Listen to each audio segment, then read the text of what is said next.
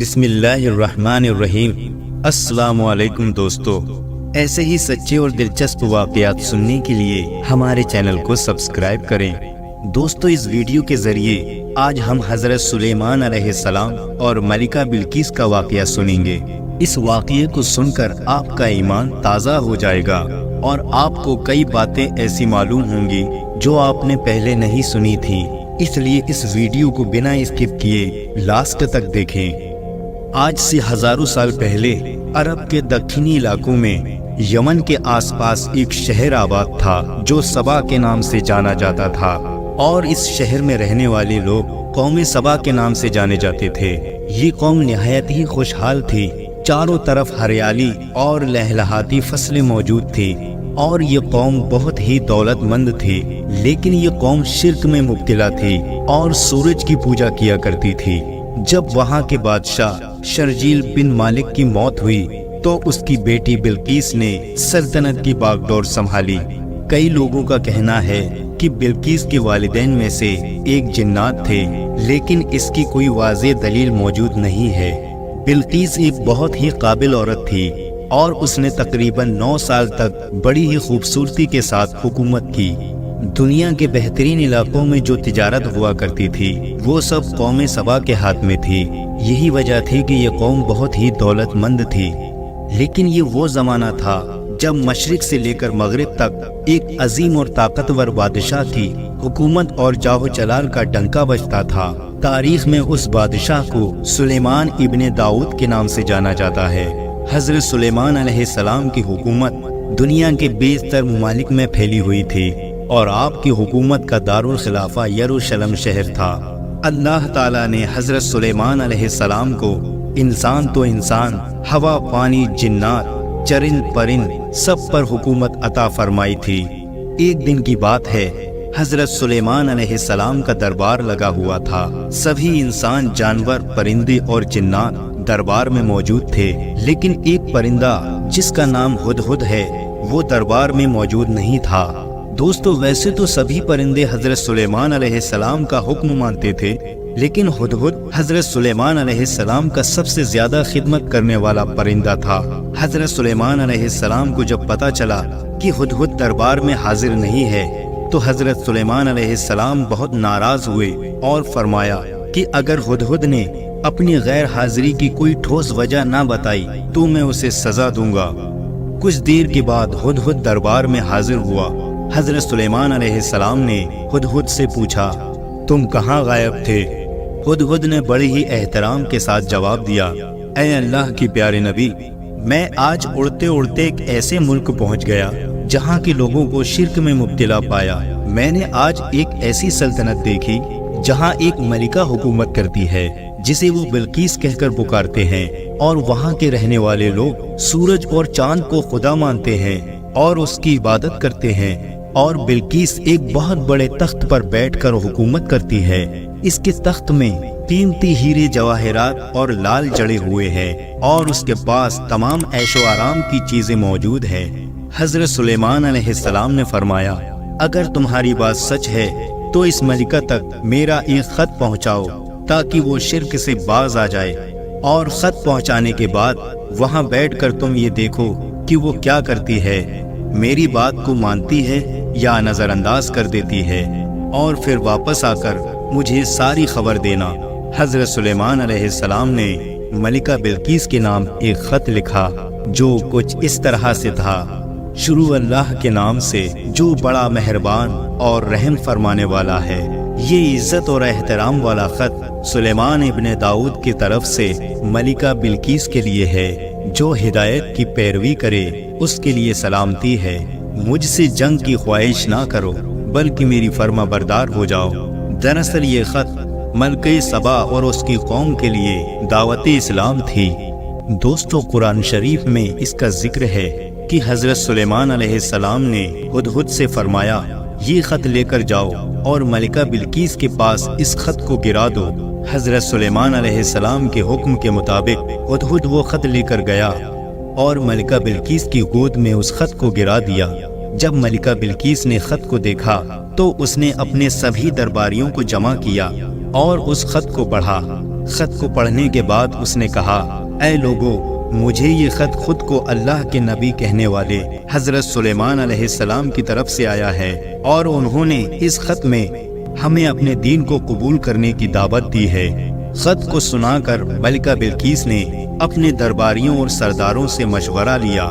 وزیروں نے کہا، ملکہ، یہ ہماری توہین ہے، ہم بہت طاقتور ہیں اور ہمیں حضرت سلیمان علیہ السلام سے جنگ کرنی چاہیے۔ ملکہ بلقیس بڑی ہی قابل عورت تھی۔ اس نے اپنے وزیروں اور درباریوں کو سمجھایا کہ جنگ کرنا صحیح نہیں ہے، کیونکہ جنگ سے صرف نقصان ہی ہوتا ہے اور جنگ میں ہمیں کسی طرح کا فائدہ نہیں ہوگا۔ ملکہ نے کہا، ہم کچھ خزانے اور تحفے حضرت سلیمان علیہ السلام کے پاس بھیجیں گے۔ اگر وہ بادشاہ ہے تو ہمارا تحفہ قبول کر لیں گے اور پھر ہم ان سے جنگ کریں گے، اور اگر سچ میں وہ اللہ کے نبی ہیں تو وہ ہمارے تحفے قبول نہیں کریں گے اور ہم لوگوں کو اپنے دین میں داخل ہونے کے لیے کہیں گے۔ ہدہد یہ ساری باتیں سن رہا تھا۔ اس نے ترنت آ کر حضرت سلیمان علیہ السلام کو ساری باتیں بتا دیں۔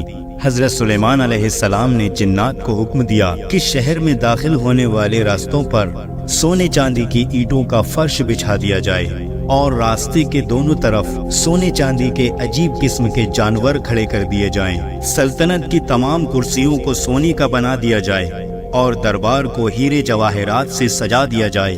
دوسری طرف بلقیس نے حضرت سلیمان علیہ السلام کے لیے تحائف روانہ کیے، جن میں سونے کی اینٹیں، ہیرے جواہرات، غلام اور کنیزیں، اور ملکہ بلقیس کا ایک خط بھی تھا۔ جب قاصد یہ تحائف لے کر حضرت سلیمان علیہ السلام کے دربار میں پہنچے تو ان کے دربار کی شان و شوکت کو دیکھ کر شرمندہ ہو گئے۔ حضرت سلیمان علیہ السلام نے جب ان تحائف کو دیکھا تو فرمایا، کیا تم مال و دولت سے میری مدد کرنا چاہتے ہو؟ دیکھ لو، جو اللہ تعالیٰ نے مجھے عطا فرمایا ہے وہ تم سے کہیں زیادہ ہے جو تمہیں عطا کیا ہے۔ میرے پاس اللہ نے جو دیا ہے اس کے آگے دنیا کی کوئی دولت اور خزانہ کسی کام کا نہیں ہے۔ اتنا کہہ کر حضرت سلیمان علیہ السلام نے ان سارے تحائف کو واپس کر دیا۔ حضرت سلیمان علیہ السلام نے فرمایا، تمہارے تحفے تمہیں مبارک ہوں، یہ سارے تحفے واپس لے جاؤ اور اپنی ملکہ سے کہنا ہمارا انتظار کرے، ہم ایک زبردست لشکر لے کر وہاں پر آئیں گے۔ جب بلقیس نے یہ پیغام سنا تو سمجھ گئی کہ سچ میں یہ اللہ کے نبی ہیں، اس لیے اس نے جنگ کے بجائے حضرت سلیمان علیہ السلام کے دربار میں حاضر ہو کر اپنی اطاعت کا یقین دلانے کا فیصلہ کیا۔ دوستو، ملکہ بلقیس کا تخت 80 گز لمبا اور 40 گز چوڑا تھا۔ اس تخت میں سونا چاندی ہر طرح کے ہیرے جواہرات لگے ہوئے تھے۔ جب سبا کی ملکہ بلقیس کے تحفے اور خزانے کو حضرت سلیمان علیہ السلام نے واپس کیا تو ان وزیروں سے سلیمان علیہ السلام نے کہا کہ ملکہ بلقیس سے کہو کہ وہ اللہ سے ڈرے اور اس پر ایمان لے آئے اور اس کی ہی عبادت کرے اور میری بارگاہ میں آئے۔ اس کے بعد حضرت سلیمان علیہ السلام نے اپنے دربار میں اعلان کیا، اے درباریوں، تم لوگوں میں سے کون ایسا ہے جو ملکہ بلقیس کے آنے سے پہلے اس کی تخت کو یہاں حاضر کر دے؟ دربار میں سے ایک بڑا جن بولا، حضور، اس تخت کو میں آپ کی بارگاہ میں دربار ختم ہونے سے پہلے حاضر کر دوں گا، میرے پاس وہ قابلیت ہے۔ حضرت سلیمان علیہ السلام نے کہا، اس سے بھی زیادہ جلدی اور کون لا سکتا ہے؟ یہ سن کر حضرت سلیمان علیہ السلام کے وزیر، جن کا نام آصف تھا، وہ اللہ کے بہت بڑے ولی تھے، انہوں نے حضرت سلیمان علیہ السلام سے کہا، حضور، میں ملکہ بلقیس کا تخت پلک جھپکنے سے پہلے حاضر کر سکتا ہوں۔ اس کے بعد حضرت آصف نے اللہ تعالیٰ کی عطا کی ہوئی طاقت سے سبا کی ملکہ بلقیس کے تخت کو ملک سبا سے بیت المقدس تک یعنی حضرت سلیمان علیہ السلام کے محل میں کھینچ لیا، اور وہ تخت حضرت سلیمان علیہ السلام کی کرسی کے پاس آ گیا۔ وہ تخت زمین کے نیچے سے ہوتے ہوئے ایک پل میں حضرت سلیمان علیہ السلام کے محل میں آ گیا۔ یہ ہوتی ہے اللہ کے ولیوں کی شان۔ آپ اندازہ لگا سکتے ہیں کہ اللہ کے نبی کی کیا شان ہوگی۔ ملکہ بلقیس کے آنے سے پہلے حضرت سلیمان علیہ السلام نے ایک ایسی عمارت بنانے کا حکم دیا جس کا فرش شیشے کا ہو، نیچے پانی بہتا ہو اور پانی میں مچھلیاں اور دوسرے جانور بھی ہوں۔ ادھر خادموں نے واپس آ کر ملکہ بلقیس کو سارا معاملہ بتایا جو حضرت سلیمان علیہ السلام نے ان وزیروں سے کہا تھا۔ تو ملکہ بلقیس حضرت سلیمان علیہ السلام کے دربار میں حاضر ہوئی اور اپنے تخت کو بھی وہاں پر دیکھ کر حیران ہو گئی۔ حضرت سلیمان علیہ السلام اپنے شاہی تخت پر جلوہ فروز تھے اور شیشے کے نیچے سے پانی اپنی پوری آب و تاب سے بہہ رہا تھا، جبکہ اس کے اوپر شیشہ نظر نہیں آتا تھا۔ ملکہ بلقیس کو محل میں لایا گیا۔ جب ملکہ نے شیشے کو دیکھا تو سمجھی کہ پانی کا حوض ہے، لہٰذا اس نے اپنی پنڈلیوں سے کپڑا اوپر اٹھا لیا۔ حضرت سلیمان علیہ السلام نے کہا، یہ تو شیشے کا فرش ہے۔ یہ سن کر وہ شرمندہ ہوئی اور کہنے لگی، اے میرے پروردگار، میں سورج کی پوجا کر کر کے اپنے اوپر ظلم کرتی رہی ہوں۔ اور حضرت سلیمان علیہ السلام سے کہا، بے شک آپ اللہ کے نبی ہیں، اور اب میں نے حضرت سلیمان علیہ السلام کے ساتھ اللہ رب العزت کی اطاعت قبول کر لی ہے۔ اس کے بعد ملکہ بلقیس حضرت سلیمان علیہ السلام اور اللہ پر ایمان لے آئی۔